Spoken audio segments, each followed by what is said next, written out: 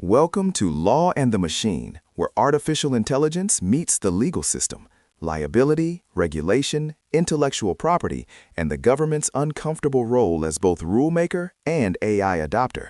The law wasn't written for this. A union at Politico managed to do something pretty remarkable recently. They forced the company to shut down two AI tools that staff had derisively dubbed the AI slop machine. That's right. The Washington-Baltimore News Guild, which represents Politico employees, successfully negotiated a commitment from management to entirely discontinue the use of these generative AI programs. It's a significant win, not just for the union, but for the wider debate around AI's role in creative industries. AI slop machine is quite a label. What exactly were these tools doing that provoked such a strong and ultimately successful backlash? From what the union indicated, these tools were being used to generate or at least heavily assist in the generation of editorial content. The slop designation implies a concern with quality, that the output was generic, inaccurate, or simply not up to Politico's journalistic standards without significant human intervention. It also, crucially, speaks to the potential devaluing of human labor. So it wasn't just a concern about job displacement, but a very direct challenge to the integrity and quality of the content itself. That's a powerful argument for a news organization. Absolutely. It hits at the core mission of journalism. If your AI is producing slop, then the brand's reputation is on the line. The union framed it as protecting editorial standards and, by extension, the value of their members' work. It's worth unpacking the specifics of what happened at Politico. How did these tools come into being, and what was management's initial rationale for implementing them? Like many media companies, Politico management was exploring ways to leverage AI for efficiency and cost savings. They were likely looking at solutions for automating repetitive tasks, perhaps generating more content faster, or optimizing for search engines. The specifics of the two tools aren't fully detailed in public statements, but one was reportedly an internal tool and the other a third-party application. The goal, from a management perspective, was almost certainly about increasing output and streamlining workflows. Many organizations view AI as a way to do more with less, or to free up human staff for higher-value tasks. Which, in theory, sounds appealing. But the reality on the ground, according to the union, was different. What kind of impact were these tools actually having on the journalists' work? The union's concerns were multifaceted. First, there was the aforementioned quality issue.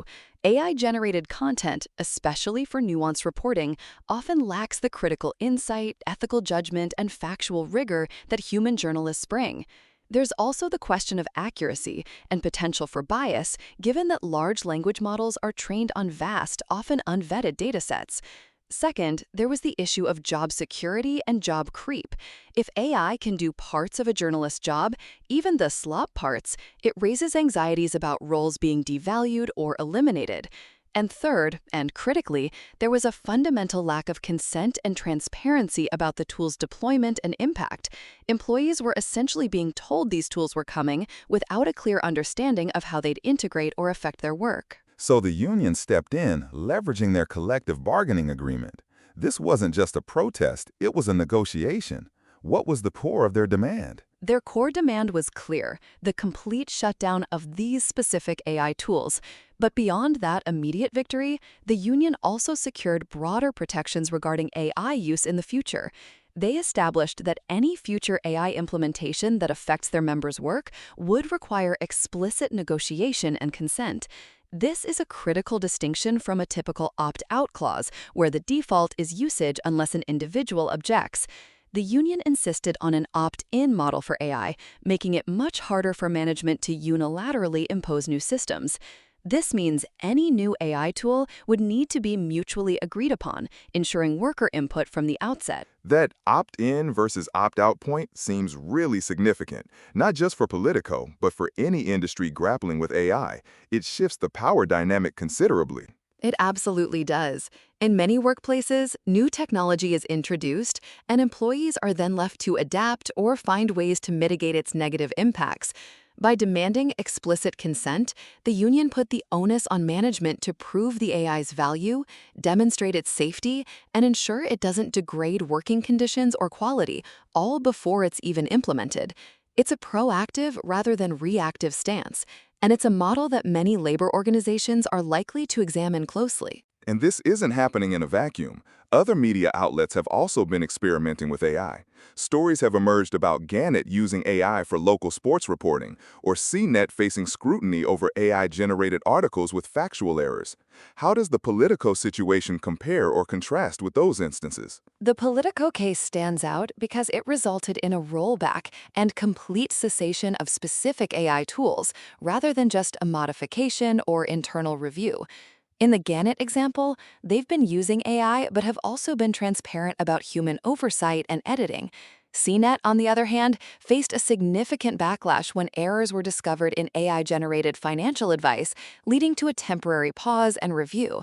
The difference with Politico is the union's organized, collective power to demand an outright stop, rather than just calling for better human vetting or more careful deployment. It highlights the strength of organized labor in an otherwise unregulated or lightly regulated technological space. So, in the absence of broad legislation around AI in the workplace, unions are stepping into that regulatory gap. Precisely. There is often discussion about the need for government regulation of AI, but the Politico case demonstrates a powerful form of private regulation through collective bargaining. When workers have a voice, they can directly negotiate the terms of technological adoption, ensuring that AI serves rather than undermines human interests and professional standards. It's a practical, on-the-ground example of workers asserting agency in the face of rapid technological change. The AI slot machine really captures the essence of the problem from the worker's perspective. It's not just about efficiency, it's about the erosion of value and quality. It's a very evocative term, and it speaks to a deep concern that AI, if deployed without careful consideration, can cheapen the product and the labor that creates it. For journalism, where trust and accuracy are paramount, allowing slop into the editorial pipeline is a direct threat to the business model itself, not just to individual jobs. The union understood this inherent risk. This victory for the Politico Guild could be a significant blueprint for other unions or even non-unionized workers in media and beyond, couldn't it? Absolutely. It shows that organized labor can be an effective counterweight to unilateral corporate decisions regarding AI.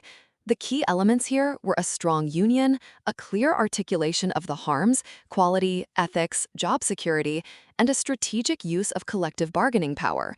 Other unions facing similar AI implementations will be looking at this case as a template for how to engage management and protect their members. It also offers a lesson for management. Genuine collaboration with employees, rather than top-down implementation, might lead to better, more sustainable AI solutions. It also makes you wonder about the companies that don't have strong unions. Are their workers simply at the mercy of whatever AI tools management decides to roll out? That's the critical question. In non-unionized environments, individual workers have far less leverage. While ethical guidelines and best practices are emerging, they often lack the teeth of a legally binding collective bargaining agreement. This Politico case underscores the power disparity and highlights why a unionized workforce can offer a crucial check on unchecked technological adoption. It suggests that if society wants to ensure responsible AI deployment in the workplace, strengthening worker voice, whether through unions or other mechanisms, might be as important as legislative efforts. So, to distill this down to a few key insights, what are the main takeaways listeners should consider from the Politico slot machine saga? First, this case clearly demonstrates the power of collective action in pushing back against AI deployments that threaten quality or jobs. It's a tangible victory for worker agency.